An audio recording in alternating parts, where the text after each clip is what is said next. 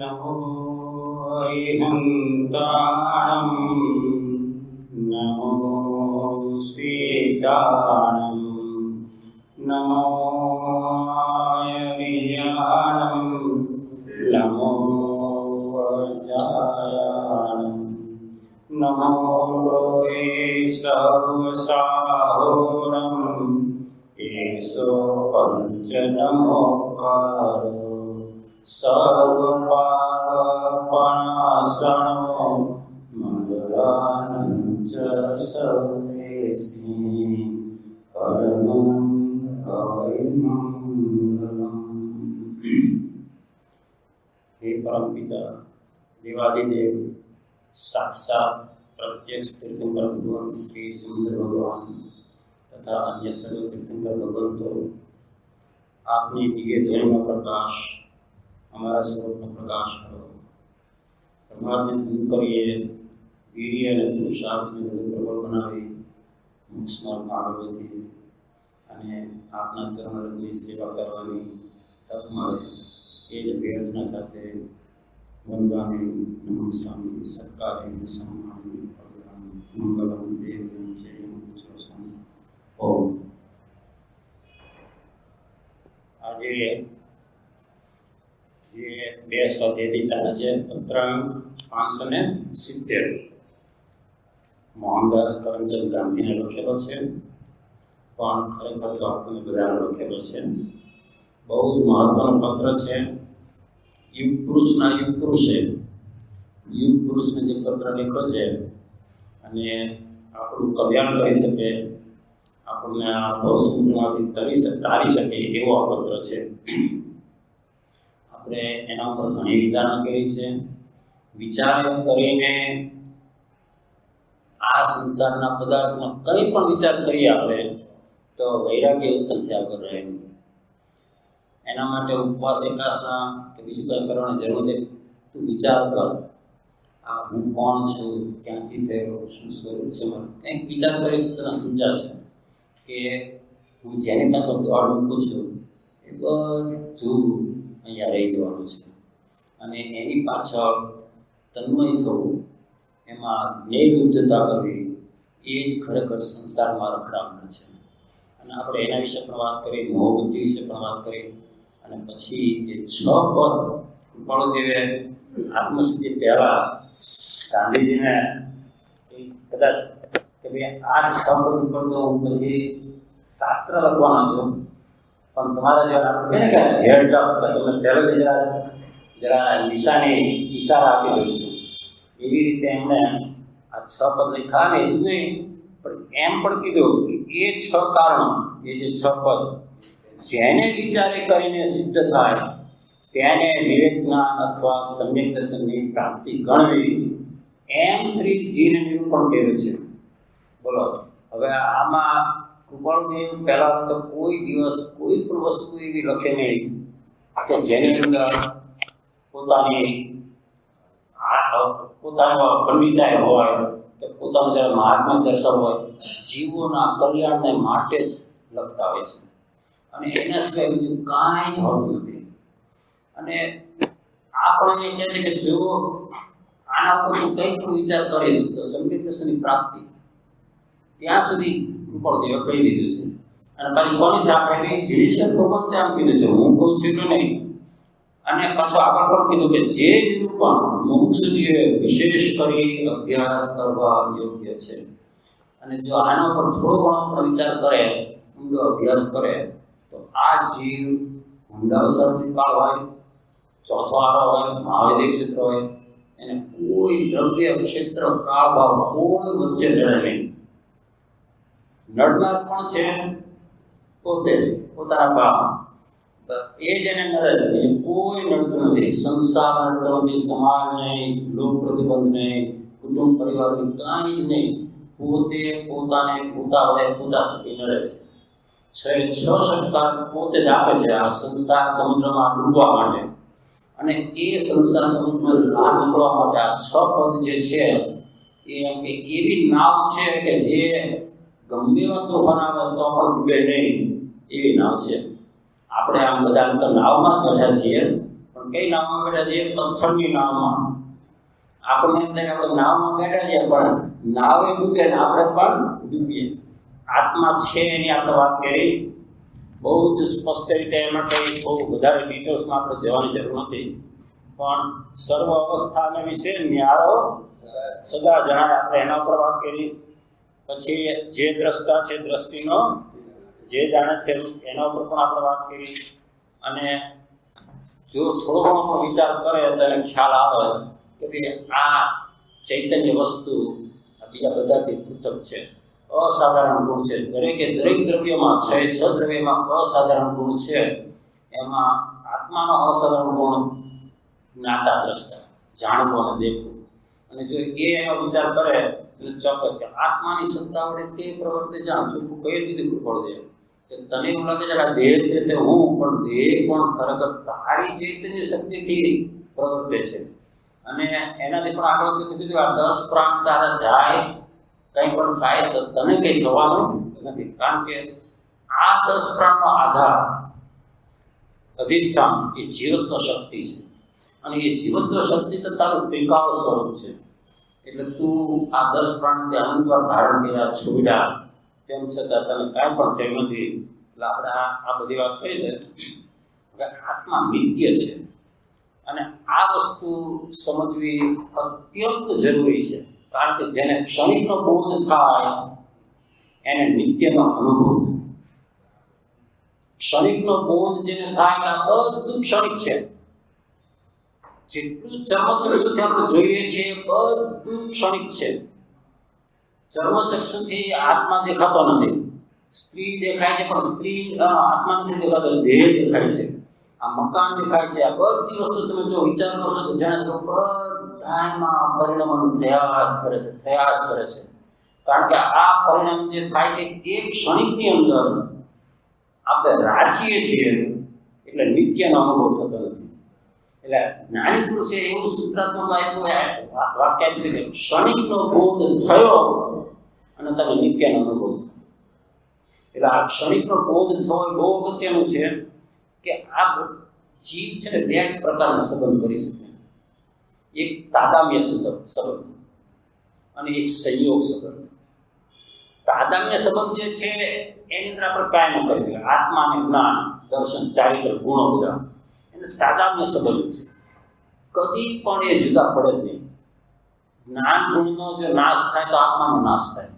કારણ કે ગુણ અને ગુણી બંને અવિનાભાવી છે, અનન્ય છે, અભેદ છે. એટલે કે એ તાદાત્મ્ય સંબંધની તો કઈ કરી શકે. તો સંયોગ સંબંધ, તો આ વિશ્વ વ્યવસ્થા એવી છે ને કે સંયોગ સંબંધમાં પણ ખરેખર તું માન્યતામાં જ સંયોગ કરી શકે છે. જો વિચાર કરજો તમે, હું એમ કહું કે આ ઘર મારું, તો ઘર જ છે. એ ઘર કે મારા આત્માના અસંખ્ય પ્રદેશ સાથે એક ક્ષેત્રાભાઈ રહી શકે એવી તો કોઈ વ્યવસ્થા જ નથી.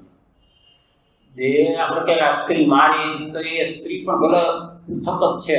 માન્યતામાં એ મારા પણ છે, માન્યતામાં સંયોગ છે. અને માન્યતામાં સંયોગ છે એને તોડીને એનાથી વ્યાવૃત થઈને અસંગ દશામાં જવાનું છે. અને કૃપાળુ દેવ તો પત્રક 609 તો શિક્ષક મારી છે કે અસત્સંગ એમાંથી આ અસંગ દશા થવી એ દુષ્કર કાર્ય છે. અને એમાં કોઈ આશ્રય જ ન થવું એ તો લગભગ અસંભવિત છે.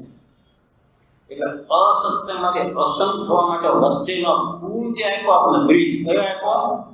સત્સંગ. સત્સંગ એનો આધાર કર્યો. અસત્સંગમાંથી સત્સંગમાં અને સત્સંગમાંથી પછી અસંગ દશા. જેમ કાલે આપણે કહ્યું ને કે અવિચાર દશામાંથી સીધું નિર્વિચાર દશામાં જવું એ લગભગ અશક્ય છે. કારણ કે આપણે અવિચાર દશામાં અનંત કાળથી ઘૂંટણ કર્યું છે. એટલે કોઈ એમ વિચાર કરે કે અવિચાર દશા છોડીને સમાધિમાં બેસી જાઓ તો એ શક્ય નથી.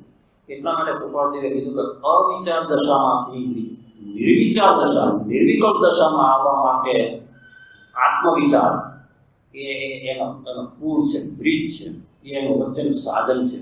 અને એમાંથી તો તારે પસાર થવું જ પડશે. ઔષધ વિચાર ધ્યાન, આત્મભ્રાંતિ સમ રોગ નહીં, સદગુરુ વૈદ્ય સુજાન. અને પછી શું કીધું? ગુરુ આજ્ઞા શું પથ્ય નહીં. ગુરુ આજ્ઞા છે તો પથ્યની સાથે સરખાવ્યું છે. અને સાધનતાઓ જે છે ઔષધ એ કોની પાસે છે? સદગુરુ પાસે છે. સદગુરુ પાસે નથી, જીનેશ્વર ભગવાન પાસે પણ નથી, તારી પાસે જ છે. ઔષધ વિચાર ધ્યાન. અને આ વિચાર જે છે એ એના દ્વારા આગળ વધીને પછી કેવી રીતે ધ્યાનમાં સહજ રીતે સરકી જાય છે એની વાત આપણે આજે જો કરતા ભાવ પર આવશું. કારણ કે આ બધા પદ તો એવા છે કે એક એક પદ ઉપર એક સ્વાધ્યાય પણ ઓછો પડે, એટલા અદભુત પદ છે. પણ તેમ છતાં આપણે સમયની મર્યાદા રાખીને આપણે આજે જરા જોઈશું. જો 2 પદ થાય તો વધારે સારી વાત છે. જોઈએ આપણે. વિભાવ કૃપાળુદેવ કહે છે વિભાવ પરિણામ જે છે જીવના એ અહેતુક ન હોય, કારણ વિનાનો ન હોય. જો અહેતુક થતા હોય તો સ્વભાવ થઈ ગયો એક. બીજું અહેતુક થતા હોય તો સિદ્ધ ભગવાનને પણ થવા જોઈએ વિભાવ. એટલે એ હેતુ વગર થતા નથી. એટલે આપણે જો વિચાર કરશું ને કે અત્યારે જીવને રાગ દ્વેષ થયા, વિભાવ ભાવ થયા, તો એનો હેતુ હોવો જોઈએ, એનું કારણ એને આપ્યું હોવું જોઈએ. અને એ કારણ જે છે દ્રવ્ય કર્મનો ઉદય. હવે એ દ્રવ્ય કર્મ જ્યારે એને બાંધ્યા ત્યારે કેવી રીતે બાંધ્યા? ભાવ કર્મ કરીને, વિભાવ કરીને. એટલે પાછા એ પણ ભાવ કર્મ અહેતુ નથી. એટલે એનો વિચાર કરશે તો એની પહેલા પણ એને દ્રવ્ય કર્મ બાંધ્યા હશે. એટલે દ્રવ્ય કર્મ, ભાવ કર્મ એનું આખું એક સાંકળની કડી છે. એટલે જો તમે વિચાર કરશો તો અત્યારે જે કંઈ રાગ દ્વેષ થાય છે એનું પૂર્વે આપણે કારણ આપી ચૂક્યા છે. પૂર્વે કારણ આપ્યું છે એ વખતે પણ જીવે ભાવ કર્મ કર્યા તો એનું કારણ પણ પહેલા એના પૂર્વે દ્રવ્ય કર્મ બાંધીને કર્યું હોય તો જ દ્રવ્ય કર્મ ઉદયમાં આવે. કારણ કે કર્મનું નિમિત્ત રાગ દ્વેષ થવામાં અનિવાર્ય છે.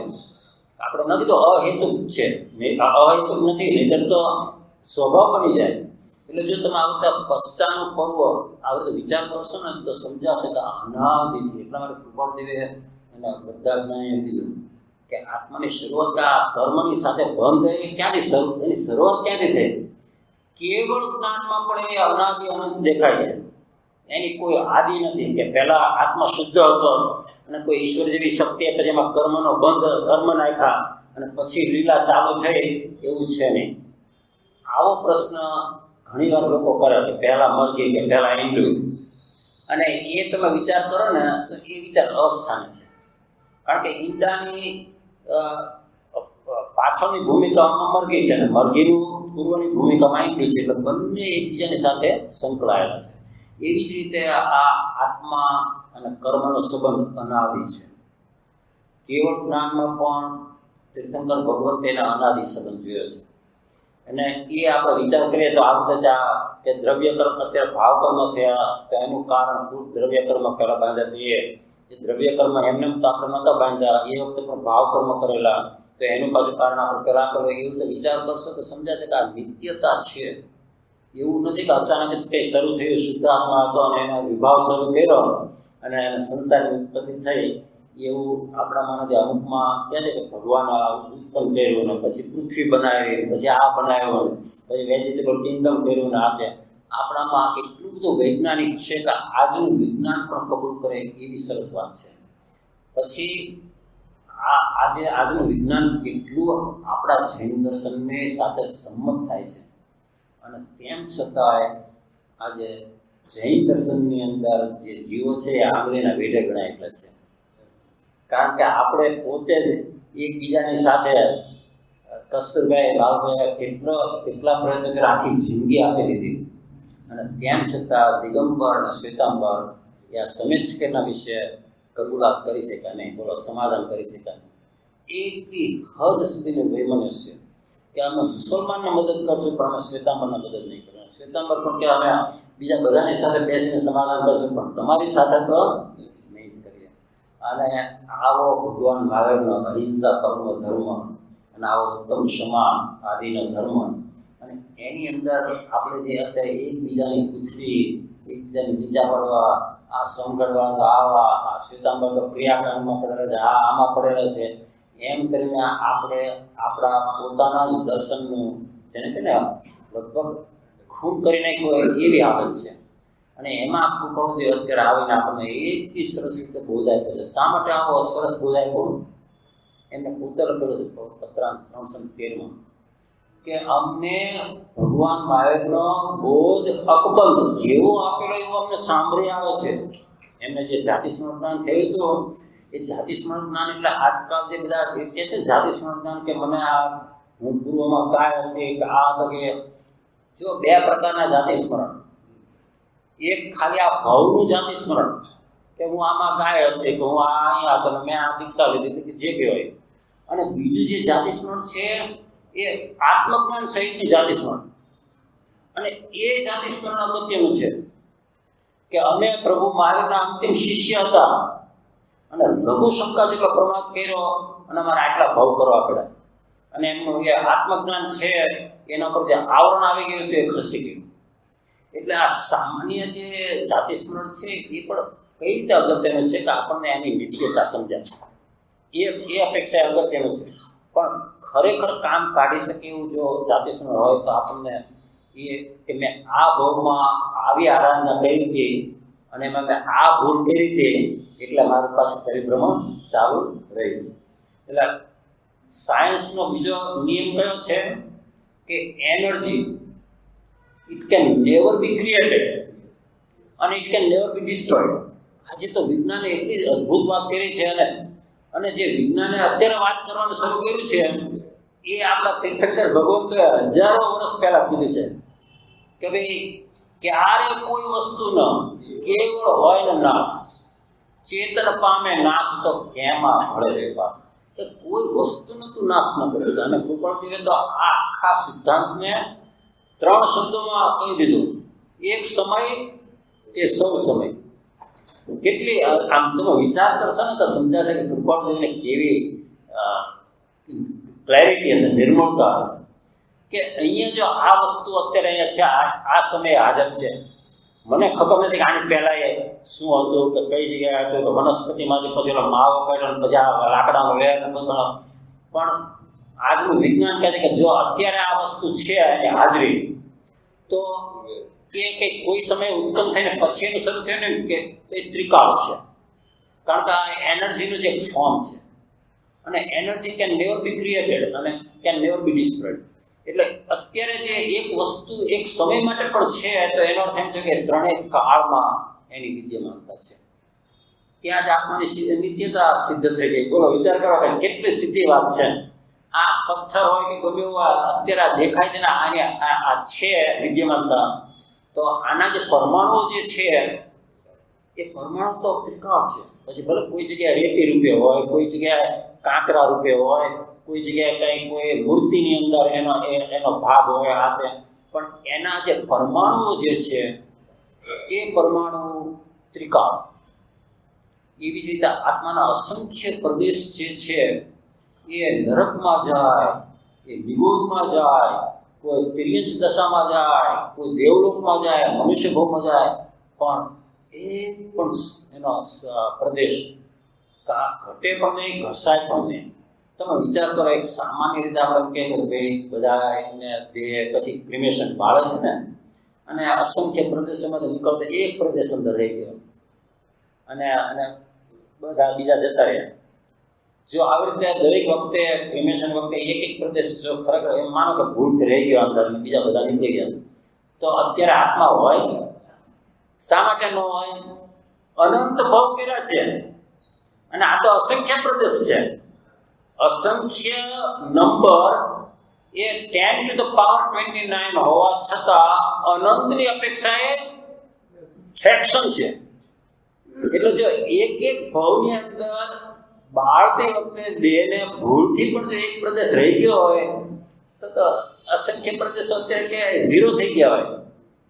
આપણે વિચાર કરીએ તો સમજ્યા કે કેવી અદભુત વસ્તુ છે. અનંત ભવ લીધા, અનંત વાર આપણને બેરિયલમાં મૂક્યા કે બાયડા હોય કે જે કંઈ કર્યું હોય અને તેમ છતાં અસંખ્ય પ્રદેશો એવા ને એવા આપણને અંદરથી મહાત્મ્ય આવશે. આ પદાર્થ કેવો કે એને કઈ નડ્યું નહીં. સુનામી હોય કે ઓલો બિગ બેંગ થિયરી હોય કે ક્યાંય ઉલ્કાપાત આવ્યો હોય, પ્રલય થયો હોય, બધું થયું ને એમાંથી આપણે પસાર પણ થયા છીએ.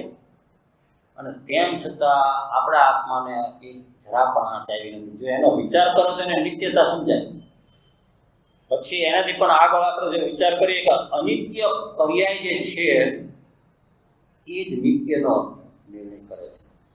જો નિત્ય જે સ્વભાવ જે છે એ તો ત્રિકાળ છે, એ અપરિણામી છે, એ નિરપેક્ષ છે, બંધ મોક્ષથી રહિત છે.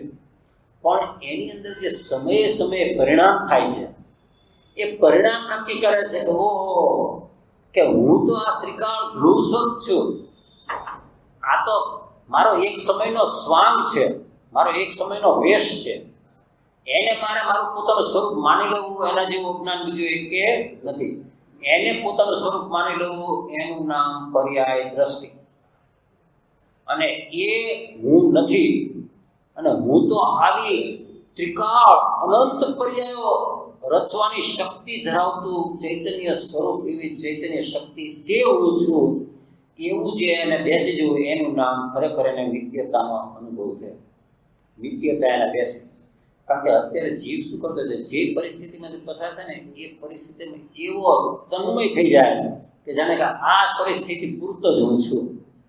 અને આ પરિસ્થિતિમાંથી જો બહાર નહીં નીકળો તો કોણ જાણે મારું શું થશે. અને એને લઈને એની એવી પર્યાય દ્રષ્ટિ રહેતી હોય છે. એને લઈને એ પોતાની નિત્યતાને એને ખ્યાલ આવતો નથી હોતો.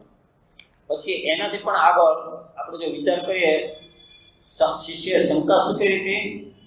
દેહ યોગથી ઉપજે. બીજી શંકા થાય ત્યાં આત્મા નહીં અવિનાશ. દેહ યોગથી ઉપજે, દેહ યોગે નાશ. તો કૃપાળદેવ કહે છે કે જો દેહના યોગથી એની ઉત્પત્તિ થઈ હોય તો દેહ પહેલા તો તું હતો નહીં. જો તું આ માને તો પછી આ જાણ્યું પણ કે તો આ દેહમાંથી ઉત્પન્ન થયો છે. અને દેહ વિયોગે નાશ, એટલે દેહની સાથે જ જો તારો નાશ થઈ ગયો તો દેહના નાશ પછી તું હતો નહીં તો તને ખબર કેવી રીતે પડી? આપણે વિચાર કરીને તો આ કલ્પના, આ જે શંકા કરી છે ને એ શંકાનો આધાર જ નથી. આ તો કૃપાળદેવે આપણા જીવનમાં આવી બધી શંકા થાય કે પોતે ને પોતે શંકા ઊભી કરીને અને પોતે જ પાછા જવાબ આપે છે. કારણ કે એમને ખબર હોય કે આવા જ બધા પ્રશ્નો અને એનું નિરાકરણ કરીને જીવ આગળ આવતો છે. જો બધા જ્ઞાની પુરુષો આવું જ કરતા. ટોડરમલજીએ પણ ખરેખર એમના મોક્ષમાર્ગ પ્રકાશકમાં પ્રશ્ન કરે અને પછી એનો ઉત્તર આપે. અને પ્રશ્ન સામાન્ય રીતે એમને ખબર હોય કે આ જે હજી મુમુક્ષુ દશામાં ન આવ્યો હોય કે આવવાનો પ્રયત્ન કરતો એના પ્રશ્નો કેવા હોય એમને અનુભવથી પણ ખ્યાલ આવ્યો કે હું પણ એમાંથી પસાર થયો છું.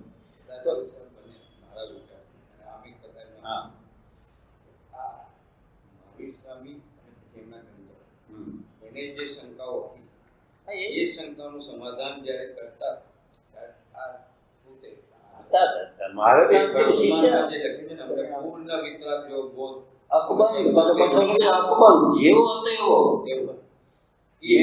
મેં મારા એક સ્વાધીમાં પહેલા કીધેલું કે આ ગંગાનું નદી ગંગોત્રીમાંથી નીકળીને સેંકડો માઇલ કરીને પછી બનારસ કે બીજે બધા આવે છે ત્યારે કેવું ગંદુ થઈ જાય. કારણ કે એમાં બધો કચરો ભેળો હોય.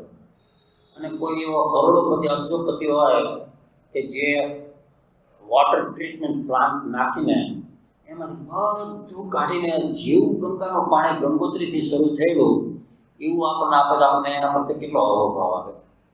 કૃપાળદેવે આ કામ કર્યું કે આ 2600 વર્ષની અંદર જે બધો કચરો જે અંદર આવી ગયો હતો ને જૈન દર્શનમાં, બધા કચરાને બાજુમાં મૂક્યો અને કે જો ભગવાન મહાવીરનો બોધ આવો ને આવો અકબંધ જે આપ્યો છે એ અમે તમને આપીએ છીએ.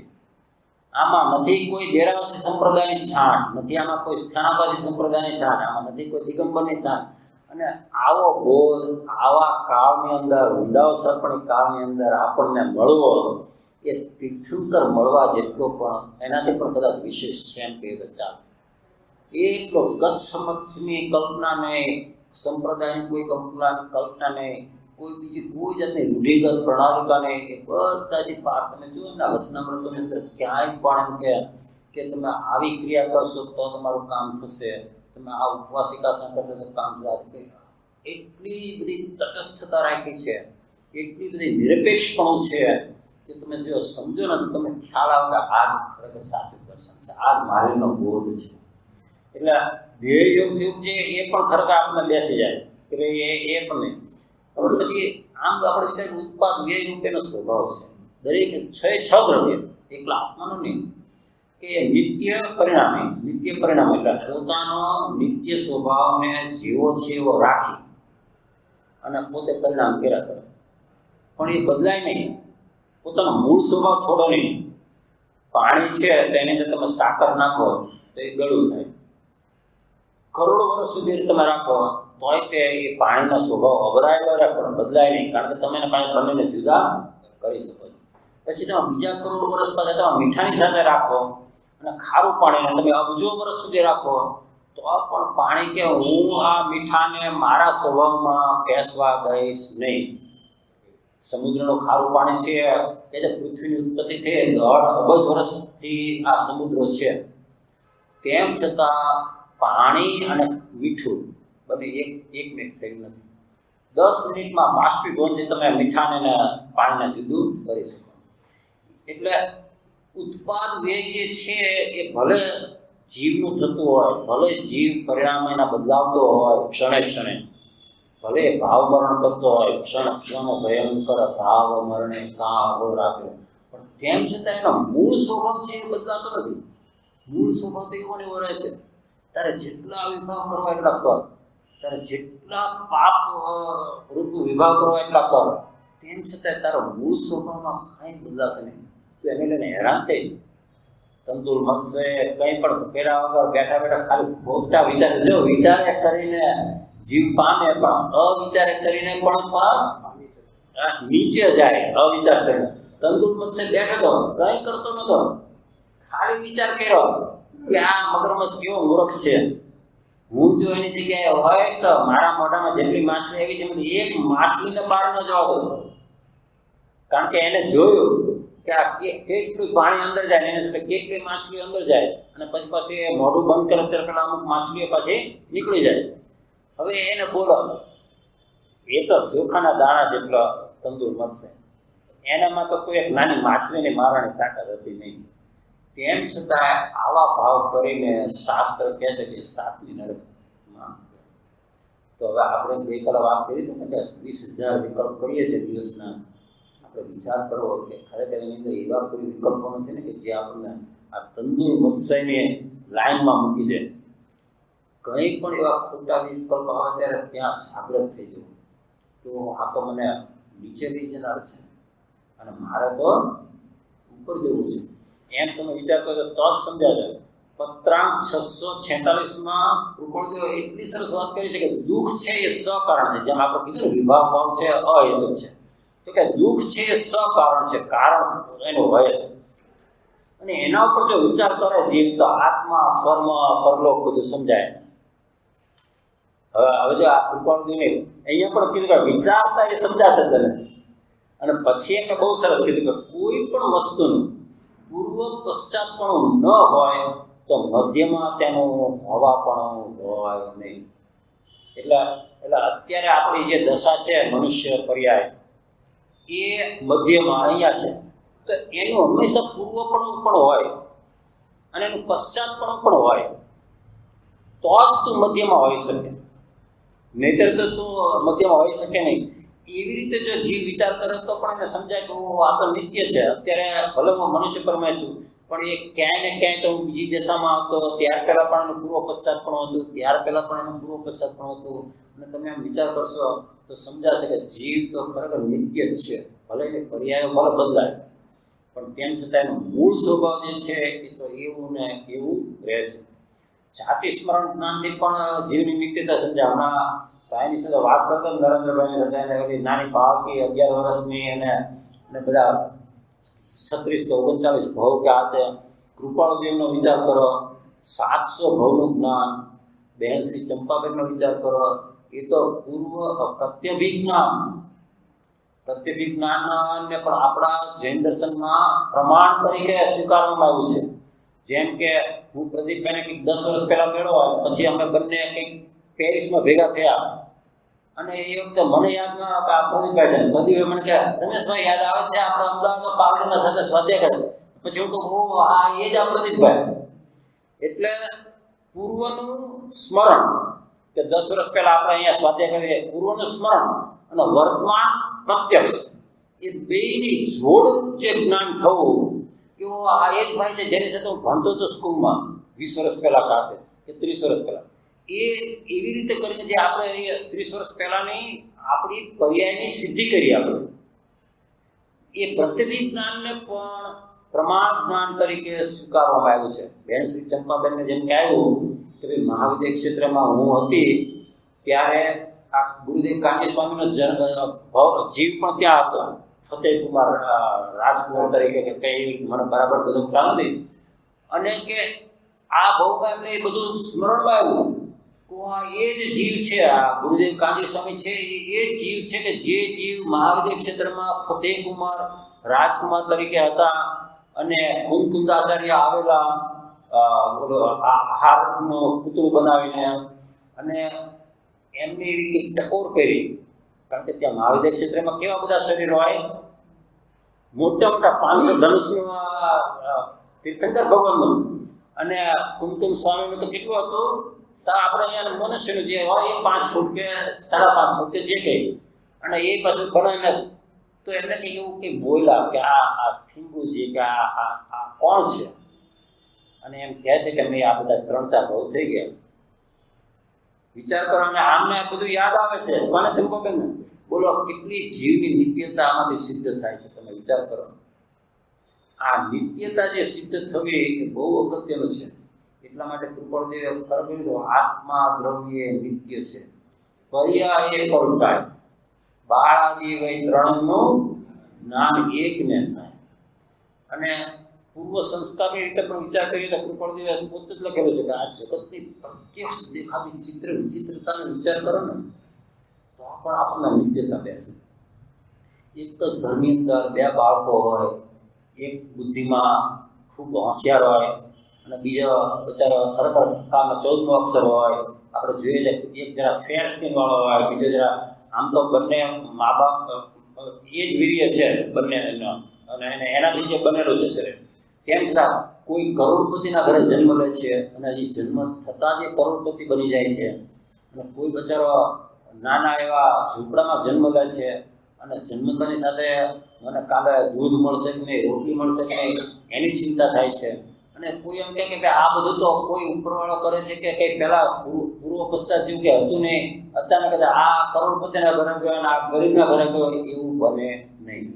એની પાછળ ચોક્કસ કારણ હોય, અને એ કારણનો વિચાર કરો તો સમજાય કે એને પોતે જ એવા કર્મ બાંધા હશે તો એ ખરેખર ગરીબના ઘરે જન્મ, કોઈ શાલીભદ્રનો જીવ છે કરોડો અબજોપતિના ઘરે જન્મ, અને એની પાછળ એટલે એક રાખ અને એક લોભ જે આદિ એ આદિ જે ભેદ, કારણ વિનાનું કાર્ય, એની પાછળ તમે કારણનો વિચાર કરશો તો કારણ તમે આપ્યું છે એટલે એ વખતના કારણનો વિચાર કરો તમે પહેલા કારણ આપ્યું છે એટલે ના તમને આખી નિત્યતા બેસી જાય.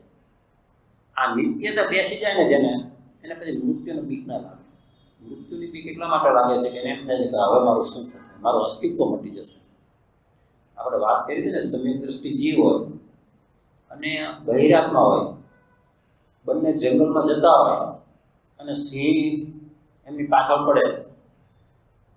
અમારે જે પ્રશ્ન છે, મને કહે તો પહેલાનું તો સમ્યક દર્શન થયું છે, એને તો દેહને આત્મા ભિન્ન જાણ્યા છે, તો એ નહીં દોડે પણ પેલો બીજો દોડશે, ભાગશે. મેં કીધું ના, એવું નથી, બંને ભાગશે. કેમ બંને ભાગશે? પહેલાનું તો દેહ ભિન્ન કેવલ ચૈતન્યનું જ્ઞાન છે, એને તો થયું છે કે હું દેહ સ્વરૂપ નથી, તેમ છતાંય ભાગશે. કેમ ભાગશે? એનો અનંતાનુબંધીનો ભય ગયો છે, પણ હજી અપ્રત્યાખ્યાન ભય, પ્રત્યાખ્યાન ભય અને સંતુલન ભય તો હજી ઊભા છે. એટલે ભાગશે બંને, પણ બંનેની વિચારસરણીમાં ફેર હશે. બહિરાત્મા એમ વિચારતો હશે કે હમણાં સિંહ આવશે ને મને ફાડી ખાશે, મારું અસ્તિત્વ મટી જશે. અને પેલો સમ્યક દ્રષ્ટિ જીવ પણ ભયને લઈને ભાગશે, પણ એને અંદરથી વિશ્વાસ હોય કે આ મને કદાચ ફાડી ખાશે ને તો પણ હું તો જે ચૈતન્ય સ્વરૂપ છું એવો ને એવો જ છું, અને એવો રહીશ. એટલે અંદરની વિચારસરણી જે છે બહુ અગત્યની છે. એટલા માટે કહે છે કે તને પ્રતિકૂળતા આવી, તને કોઈ અપમાન કર્યું, અને એ વખતે તું જો શાંતિ રાખે વિચારે કરીને, ખાલી કે ભાઈ પેલો બહુ જોરદાર છે એનું શાંતિ નહીં રાખો તો મારા 2 દામ તો ગયા ને બીજા 4 દામ જશે, એ પ્રકારની શાંતિ નહીં. પણ સમજણપૂર્વકની શાંતિ, તો એને ખરેખર આ આખો માર્ગ એનો છે. આપણે ગયા વખતે ઓલા પત્રાંક 706 વખતે લીધેલો, દરેક પરિસ્થિતિનો શાંત ભાવે સ્વીકાર. કૃપાળુદેવે આ આપણને મંત્ર આપેલો છે એ આ મોક્ષ માર્ગનો રાજમાર્ગ છે. અને આપણે દરેક પરિસ્થિતિમાં કેમ આમ થયું તો સારું હતું, આને આવું કર્યું છે ને બતાવી દઈશ, લાગ આવશે ત્યારે મને જોઈ લઈશ, અને એમ કરીને આપણે પાછા નવા કર્મબંધ બાંધીએ છીએ. જો રાગ દ્વેષ છે એ નડતા નથી. આ બહુ વિચાર કરવા જેવો છે. રાગ એ સંસારનું મૂળ નથી. રાગ એ સંસારનું મૂળ છે. રાગનો રાગ એ દર્શન મોહ છે, અનંતનો અનુબંધ કરાવનાર છે. અને રાગ છે બંધ કરાવનાર છે, પણ અનંતનો બંધ કરાવનાર નથી. એટલા માટે તો જો નવ બહુ થાય કે આ પાર્શ્વનાથ ભગવાનના બીજા કે આ મહાવીર ભગવાનના 27 ભેગા છે, પણ એ સ્વર્ગમાં જાય, કારણ કે થોડુંક પુરુષાર્થની 50 હતી, હજી જરા પ્રશસ્ત રાગ રહી ગયેલો, પાછા મનુષ્ય થાય, પાછા થોડા આગળ વધે, પણ તેમ છતાં હજી પૂરેપૂરું પુરુષાર્થ ન ઉભરે તો પાછા દેવલોકમાં જાય, પછી પાછા મનુષ્ય થઈને પાછી પોતાની ગાડી આગળ વધારે. એમ કરતા 8-9 ભાવમાં નીકળી જાય, કારણ કે એમને રાગનો રાગ નહોતો. જો રાગનો રાગ હોય ને તો તમે એને શૃંખલા, એને એમ કહેવાય છે તમે કડી પૂરી પાડો છો. જેમ ઓલી સાંકળ હોય અને એની છેલ્લી કડી પાછી આમ આવું હોવું જોઈએ, તો તમે પાછી બીજી કડી એની સાથે જોડી શકો. એટલે અનંતનો અનુબંધ છે એ સાંકળની કડી રૂપ છે, અને સિમ્પલ રાગ દ્વેષનો જે બંધ જે છે એ સાંકળની કડી રૂપ નથી. એ તમે ભોગવીને એમાંથી નીકળી જશો. તમે એને નિર્જરા, એના ભોગ વખતે તમે નિર્જરા કરશો. એટલા માટે તો શાસ્ત્રમાં લખ્યું છે ને, જ્ઞાની બોલે છતાં બોલતા નથી, ભોગવે છતાં ભોગવતા નથી. બોલો, વિચાર કરો. અને જ્ઞાનીનો ભોગ તો નિર્જરાનો કારણ થાય છે. બોલો, વિચાર કરો. આશ્રવા પરિશ્રવા કૃપાળુદેવે લખ્યું છે ને કે જ્ઞાનીનો આશ્રવ એ સંવરનું કામ બને છે, અને અજ્ઞાનીનું બાહ્ય સંયમ દેખાતો એવો સંવર એના આશ્રમનું કામ બને છે. આ જો વિચાર કરે ને જીવ, તને ખ્યાલ આવી જાય કે ભાઈ મારે ખરેખર ક્યાં કામ કરવાનું છે. એટલા માટે કૃપાળુદેવે વિચારે કરીને જો આ સમજે, કાંઈ પણ વિચાર કરે તો વૈરાગ્ય આવ્યા વિના રહે નહીં. કરતા આખો માર્ગ વિચારનો છે. અને જેમ જેમ વિચાર છે એટલે બહારમાં એને અનુરૂપ ભૂમિકા થવાની છે. કોઈ પાછા બાહ્ય ક્રિયાને ઉડાવી દે તો એ પણ બરાબર નથી, કારણ કે બહારમાં તમારી અંતરંગ પરિણતિ જેવી થઈ હોય એને અનુરૂપ બહારમાં શુભ ભૂમિકા હોય છે. કોઈ એમ કે ભાઈ મારી અંતરંગ પરિણતિ શુદ્ધ થઈ ગઈ છે, હવે હું દારૂના પીઠામાં જઈને દારૂ પીવું તો મને કંઈ નડે નહીં, એમ નથી. કૃપાળુદેવે ઉપદેશ બોધની અંદર પહેલું જ વાક્ય લખેલું છે કે જો મૂળથી જ્ઞાન થયું હોય તેમ છતાં જીવને જો એવો ભ્રમ રહે કે યોગ્ય સમય આવે હું બધું છોડી દઈશ, હું જાણું છું હું શું કરું છું, અત્યારે ભલે ન છોડું પણ યોગ્ય સમય આવતા હું બધું છોડી દઈશ, તો સમજવું કે મૂળનું જ્ઞાન ગુમાવી દેવાની વાત છે. બહુ જ સ્પષ્ટ રીતે છે. જેને સમ્યક દર્શન થયું હોય ને એને તો રાગ દ્વેષ જ્યારે આવે ને એને કાળો સાપ જેવા રાગ દ્વેષ દેખાય ને. એને એમ થાય કે આમાં અંદરથી એને એટલી ખેદ થતો હોય, એટલી હરેરાટી થતી હોય, પોતાના પુરુષાર્થની નબળાઈનો એને ભાન હોય. એ જાણતા હોય કે આ હું જે કરી રહ્યો છે એ હું કર્મની બળજબરીમાં ખેંચાઈ ગયો છું, પણ મારે પાછું એમાંથી તો બહાર આવવાનું જ છે.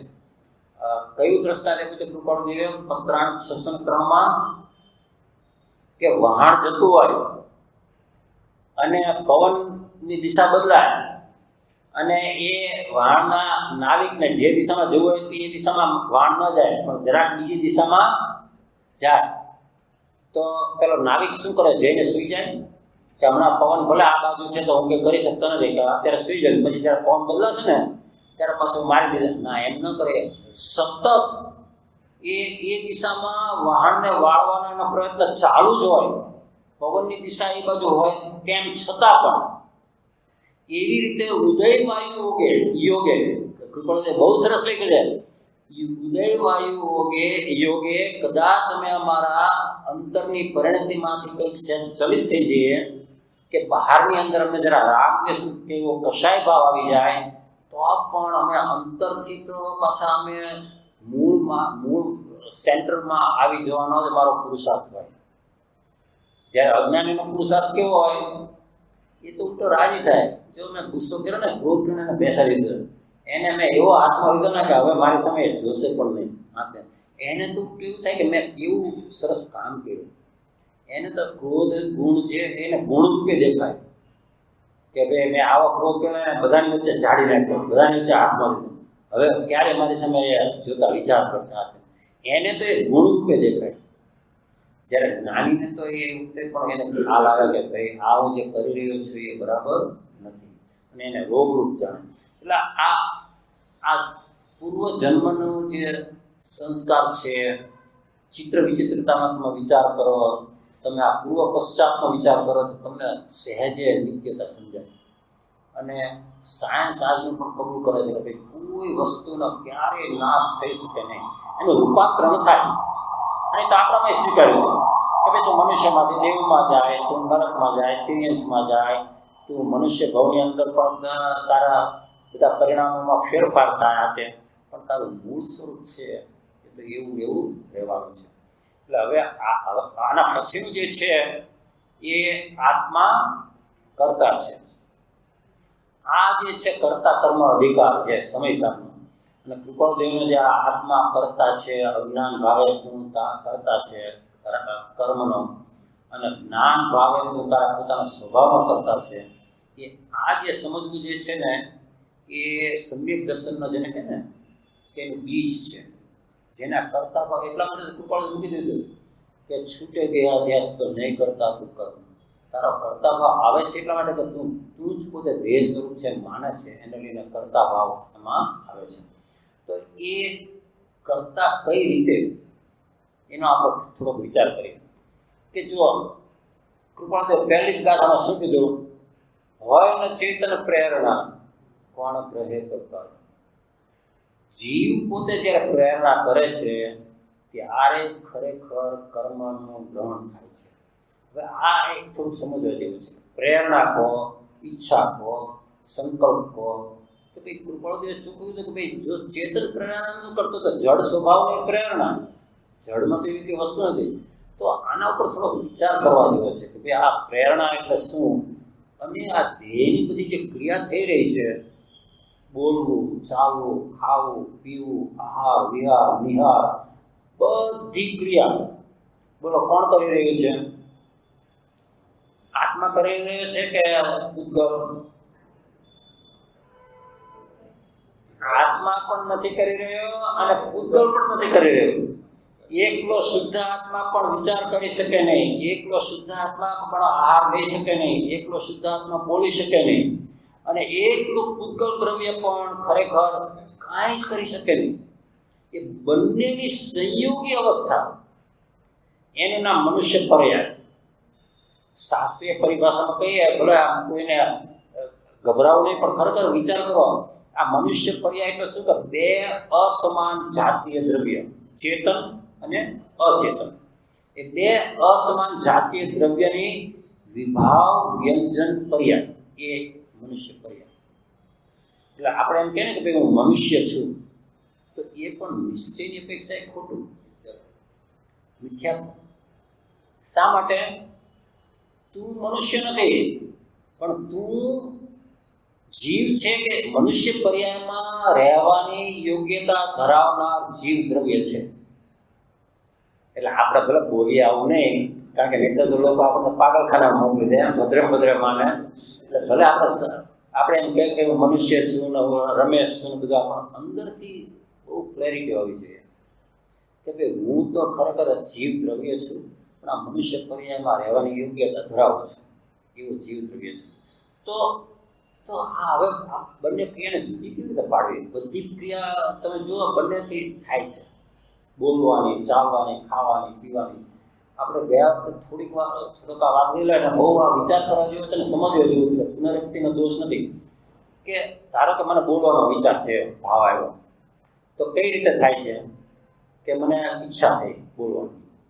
એ ઈચ્છા જે છે એ કોની છે? જીવની, કારણ કે જળ ન કરી શકે.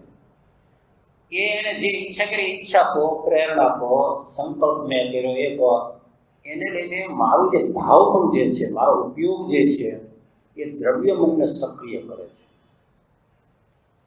અને દ્રવ્ય મન સક્રિય થાય છે એટલે એ દ્રવ્ય મનની આજુબાજુ જે ભાષા વર્ગના પૂતગલો જે છે એને આકર્ષે છે. જેમ આપણે ઇલેક્ટ્રોમેગ્નેટ હોય ને, એમાંથી ઇલેક્ટ્રિસિટી પસાર કરો તો એ કેમ આયરન પાર્ટિકલને એટ્રેક્ટ કરે, અને તમે બહુ જોરદારનો ઇલેક્ટ્રિક કરંટ પસાર કરો તો વધારે પરમાણુ ખેંચે, અને ઓછો કરંટ હોય તો ઓછો ખેંચે.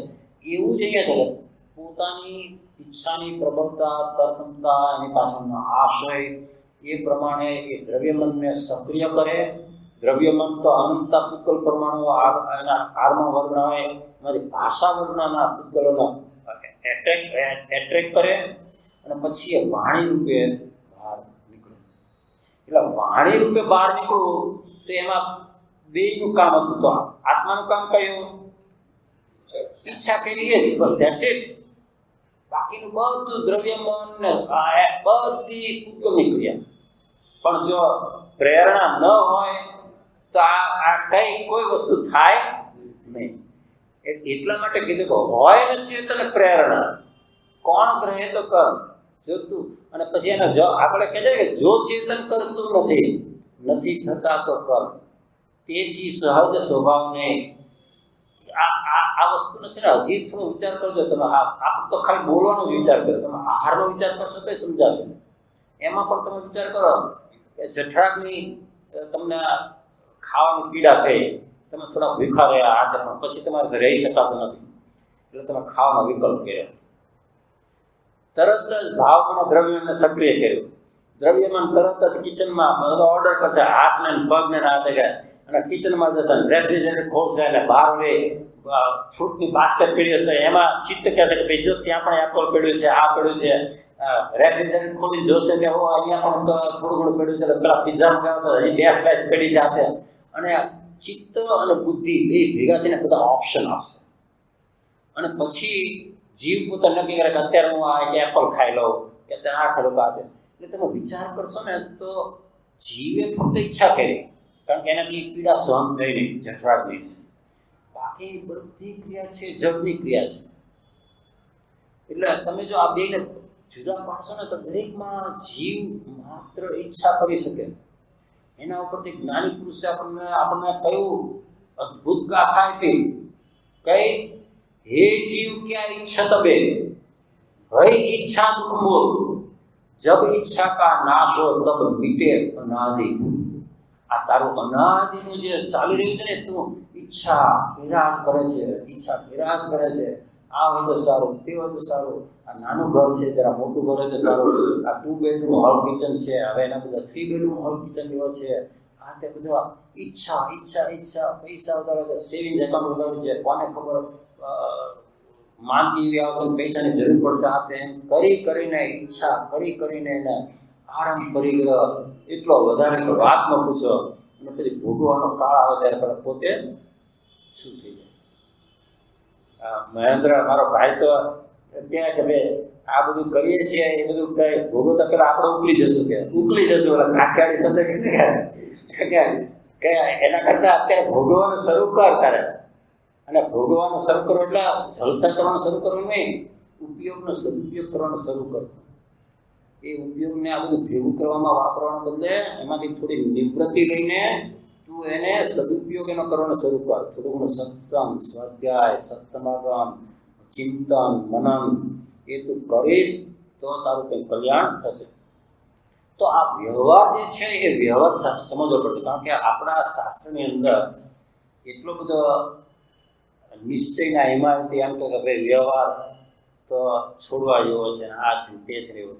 અને વ્યવહારના હિમાયતી કે ભાઈ તમે આ ક્રિયા નહીં કરો તો તમે ક્યાં જશો આપે.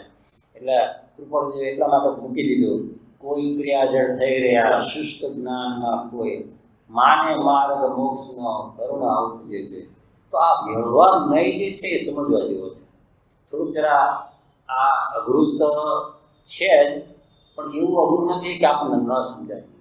અહીંયા જેટલા બેઠા છે બધા ભણેલા છે. હમણાં લોયરના કંઈક પેપર આવે તો આમ 3 વાર વાંચે, 10 વાર વાંચે, અને કંઈક બધું ન સમજાતું હોય તો 10 જણાને ફોન કરે, પોતાના મિત્રને ફોન કરે, વકીલને ફોન કરે આપે. ત્યાં આપણે કેટલી સજગતા હોય છે. એવી રીતે જો અહીંયા રુચિપૂર્વક આપણે જો સમજીએ ને તો કંઈ અઘરું નથી. આ વ્યવહાર નહીં બહુ હું બને એટલી સરળતાથી મૂકીશ. અને કંઈ પણ સવાલ 2 જ વ્યવહાર હોય છે, સદભૂત વ્યવહાર નહીં અને અસદભૂત વ્યવહાર નહીં. પાછા એ એકના પાછા 2 ભાગ પડે છે. અસદભૂત વ્યવહાર નહીં પાછા 2 ભાગ પડે છે, ઉપચરિત અસદભૂત અને અનુપચરિત અસદભૂત. અને એવી રીતે સદભૂતના પણ 2 ભાગ પડે છે, ઉપચરિત સદભૂત અને અનુપચરિત સદભૂત. હવે આ બધા શાસ્ત્રીય પરિભાષામાં પડવાને બદલે આપણે સાવ સિમ્પલ વિચારીએ, આમ લેમેન્સ લેંગ્વેજમાં, કે મિથ્યાત્વની પરિપાટી હોય અને જે ભાવાભિનંદી જેવો જીવન ને એ શું વિચાર કરે ખબર? આ ઘર મારું, આ ગામના અમે તો રાજા, અમને પૂછીને થાય, અમે જ આમ કે આ ગામના નગર શેઠ જેવા હતા, અને એની અંદર પોતા પણ બનાવે. પછી વળી કંઈક એના પુણ્ય કર્મ ઉદય હોય કે કંઈક થોડું ઘણો સત્સંગ સ્વાધ્યાય કરે તો સમજાય કે આ તો બધું ભારતમાં તો બધું પર છે. તો કે ભલે તમે રમેશભાઈ કહો છો બધું બરાબર, તો પણ ભલે એ બધું હું નથી, પણ આ દેહ તે હું છું. કારણ કે દેહથી તો બધું હું કરું છું ને દેહથી જ બધું થાય છે. એટલે પહેલામાં એને ઘર નગર આદિમાં એને પોતાપણું કર્યું તો એ કયો વ્યવહાર થયો? અસદભૂત. કારણ કે સાવ જુદા દ્રવ્યમાં પોતાપણું કર્યું. અને ઉપચરિત, કારણ કે તમારે એની સાથે વ્યવહાર કરવો પડે. નગરના શેઠ છો તો કંઈક થતું હોય તો તમારે કંઈક પૈસા લખાવવા પડે, તમને જમવા માટે બોલાવવાનું થાય, આ થાય. ઘર હોય તો ઘરનું આપણે બધું ધ્યાન રાખવું પડે. એટલે તમારે ઔપચારિકતા કરવી પડે. એ ઔપચારિકતા કરવી પડે એટલે એને ઉપચરિત. એટલે એ કયો થયો? ઉપચરિત અસદભૂત. એ તો છોડવા જેવો જ છે. પછી એને કીધું કે આ દેહ તે હું. તો જો પહેલા તો દૂરના હતા, તમારાથી જુદા હતા, ઘર તમારાથી જુદું, નગર જુદું, બધું. પણ દેહ એની સાથે એક ક્ષેત્ર બંધાયેલો છે. તું જ્યાં જાય ત્યાં દેહ તારી સાથે, તું જ્યાં જાય ત્યાં ઘર તારી સાથે આવતું નથી. તું જ્યાં જાય ત્યાં નગર, તું જે ગામમાં જન્મ્યું એ ગામ તારી સાથે આવતું નથી, પણ તું જ્યાં જઈશ ત્યાં દેહ તારી સાથે આવશે. એટલે આ દેહ તે હું એ પણ અસદભૂત, કારણ કે એ પણ પૂતગલ છે. તમે પૂતગલમાં પોતાપણું કર્યો, પણ તેમ છતાં આ નિકટનો સંબંધ છે, અત્યંત નિકટનો. એક ક્ષેત્રાવભાવ છે અને એની સાથે તમારે કોઈ ઔપચારિકતાની જરૂર નહીં. તમે જ્યાં જશો ત્યાં તમારી સાથે જ આવશે. તમે પાર્ટીમાં જાઓ તો સાથે આવશે, ઉપવાસ રહી જાઓ તો સાથે આવશે, બધી જગ્યાએ સાથે આવશે. એટલે એને પણ એ અસદભૂત વ્યવહાર પણ કેવો? અનુપચરિત. એ પણ છોડવા જેવો છે. અને એમ માનો કે જીવને કંઈક થોડું ઘણું વધારે પુણ્ય કરવું ઉદય હોય, સત્સંગ વધારે કરે, એને સમજાય કે હા તમારી વાત સાચી છે રમેશભાઈ, આ દેહ તે હું નથી. પણ આ દેહની અંદર જેવું રાગ દ્વેષ બધું કરનાર જે છે ને એ હું છું. આ બધું ક્રોધ માન માયા લોભ રાગ દ્વેષ એ કે ભલે આ દેહ હું નથી, પણ આ બધું કરનાર હું છું. રાગ દ્વેષ હું જ કરું છું, ક્રોધ હું જ કરું છું, માન માયા બધું હું જ કરું છું. એટલે પાછા જ્ઞાની કે જો તું સાંભળ, તું ક્રોધ કરી શકતો હોય તો તું ક્રોધ કરે અને પછી તને ઉપાશ્રયમાં લઈ જાઉં કે હવે તે ઓલો છે હમણાં કલાક ક્રોધ કરે તો કરી બતાવ, તો તું તો નહીં કરી બતાવ. જો તું એમ માનતો હોય કે તું ક્રોધ કરે છે, તારો એ સ્વભાવ છે, તો એ તારી સાથે કાયમ માટે હોવો જોઈએ. અને એ તો તું અમુક એવા ઉદય પ્રસંગ આવે, કોઈ તને એવા અપમાનિત શબ્દ કે કંઈક તારું ધાર્યું ન થાય ત્યારે જ તું કરી શકે છે ક્રોધ. તો એ તારું સ્વરૂપ કઈ રીતે હોઈ શકે? અને જો એ તારું સ્વરૂપ અને એ સ્વભાવ હોય તો જીનેશ્વર ભગવાનને, કેવળી ભગવાનને બધાને કશાય ભાવ થવો જોઈએ.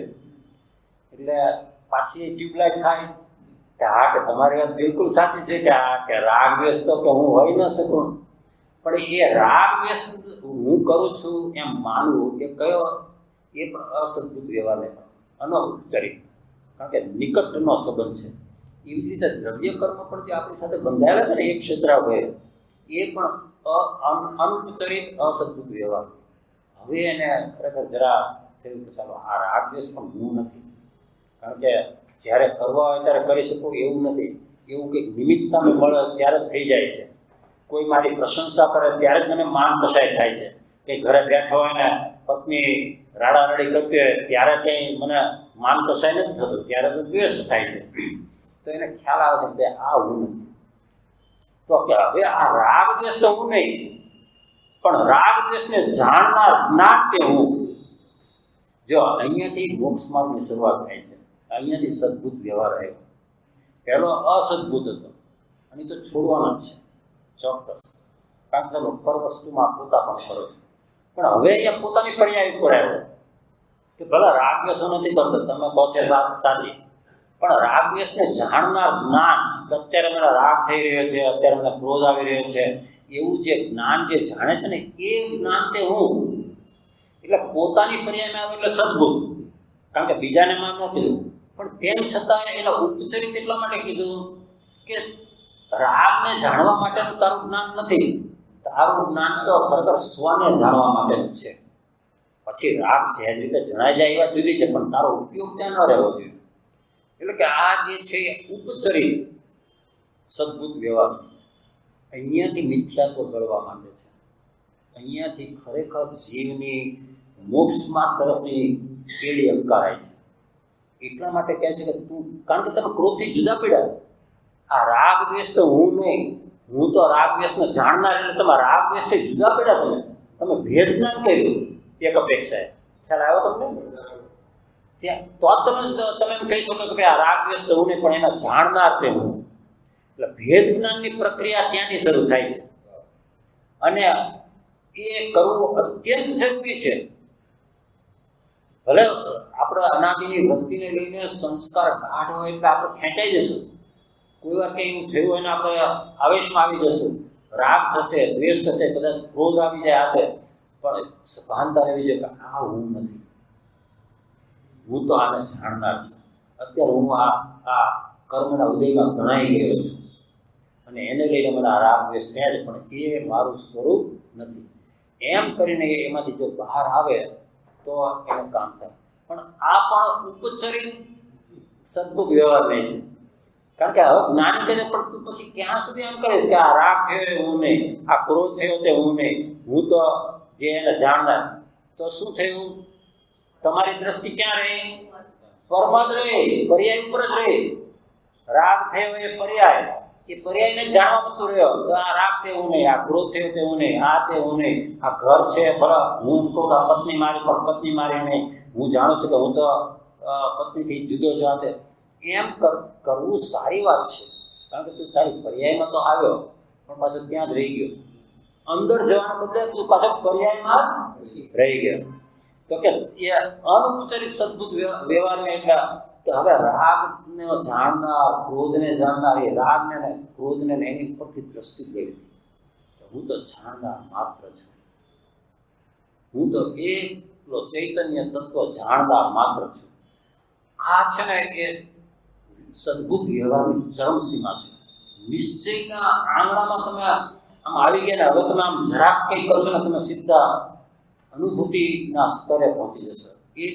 કારણ કે આ તો તમને દરેક સમયે તો સાક્ષી ભાવનો અભ્યાસ છે ને કહેવામાં આવે છે કે દરેક વખતે કંઈ પણ થાય તો કે આ જે થઈ રહ્યું છે તો કર્મના ઉદયથી થઈ રહ્યું છે, હું તો એનો જાણનાર માત્ર છું. અને એની અંદર જો તમે ખૂબ વિચાર કરો ને, આપણા શનિવાર આપણે લઈશું, પણ આ રીતે વિચાર કરો કે ત્રિકોણ છે, તો ત્રિકોણના એક ખૂણે છે 5 ઇન્દ્રિયના વિષયો અને બાહ્ય ચેતન અચેતન બધું ત્યાં છે.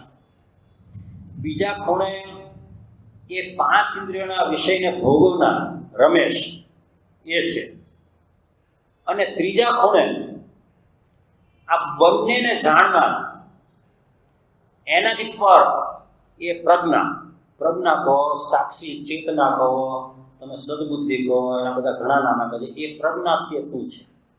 એટલે તમે જ્યારે એ પ્રજ્ઞા દશામાં આવો, આના પરથી ખ્યાલ આવશે કે કૃપાળુએ શા માટે ધાર્મિક ઉપદેશ બોધનું કરવાનું. કારણ કે બુદ્ધિનું વિપર્યાસ પણ છે ત્યાં સુધી તમારા આ 2 ખૂણા જ છે. ત્રીજા ખૂણાનો જન્મ જ નથી થયો, પ્રજ્ઞાનો જન્મ જ નથી થયો. ઉપદેશ બોધ ફળે કંઈક અંશે વૈરાગ્ય ઉપશમ પ્રગટે, એને લઈને બુદ્ધિનું વિપર્યાસપણું રૂપાંતરણ થઈને તમને સદબુદ્ધિ આવે.